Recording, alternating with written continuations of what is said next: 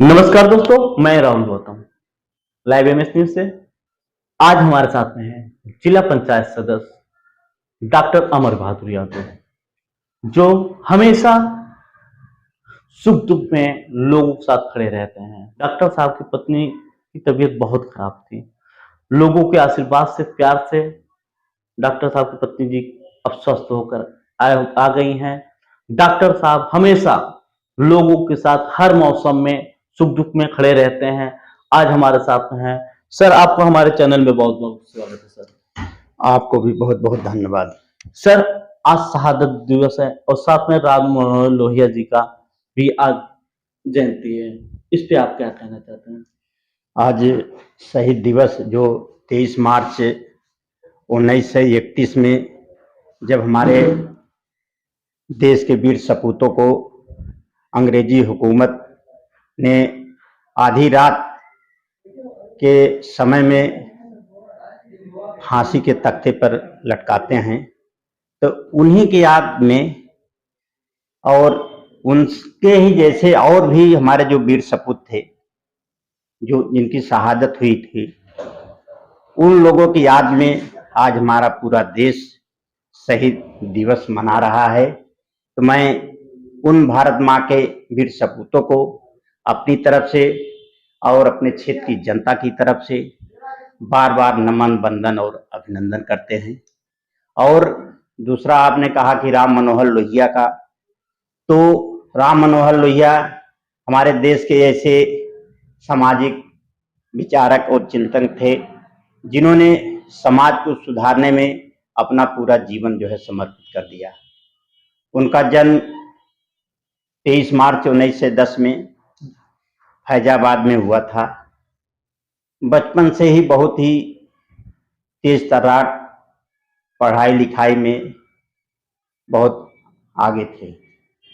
माता पिता का सपना था कि बेटा वकील बने और आगे भी पढ़ाई करे। इसके लिए उन्होंने जर्मन में अपनी प्रारंभिक शिक्षा प्राप्त करने के बाद उस शिक्षा के लिए उन्होंने जर्मनी गए। जर्मनी में अपनी शिक्षा पूर्ण होने के बाद महात्मा गांधी के विचारों से उन्होंने प्रभावित होकर देश में लौटते हैं और 1934 में उन्होंने एक कांग्रेस सोशलिस्ट पार्टी की स्थापना करते हैं।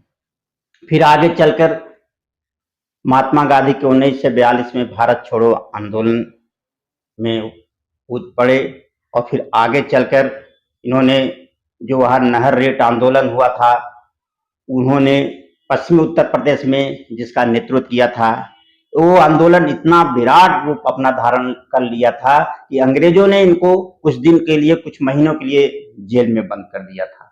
वहां से छूटने के बाद इनके विचार और नेहरू जी के आपसी तालमेल की वजह से इन्होंने कांग्रेस को छोड़ दी और फिर आगे बढ़ चलकर इन्होंने सोशलिस्ट पार्टी की स्थापना किया। हालांकि 1962 में इन्होंने चुनाव लड़े। उस समय उन्होंने 1962 में फूलपुर से चुनाव लड़े थे, लेकिन भाग्य ने साथ नहीं दिया। फिर 1963 में इन्होंने चुनाव लड़े, जो कि विजय हासिल की। फिर एक गंभीर बीमारी के चलते उनका जो है कि 1967 में देहांत हो गया है। इसलिए आज हमारा देश इन वीर महान सपूतों को नमन कर रहा है। तो मैंने इन सभी भारत के वीर सपूतों को अपनी तरफ से और अपने क्षेत्र की जनता की तरफ से भावभीनी श्रद्धांजलि अर्पित करता हूँ। सर, देखा जाता है आज भी लोग, युवा जो हैं, कुछ ऐसे महान पुरुष हैं जिन्हें भूलते चले जा रहे हैं। उन युवाओं को आप क्या कहेंगे जो देश के लिए कुर्बानी दे चुके हैं?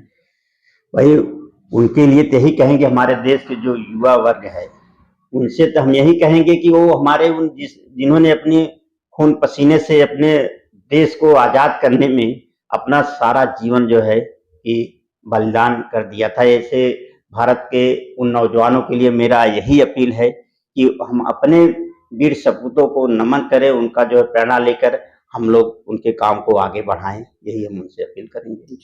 धन्यवाद सर।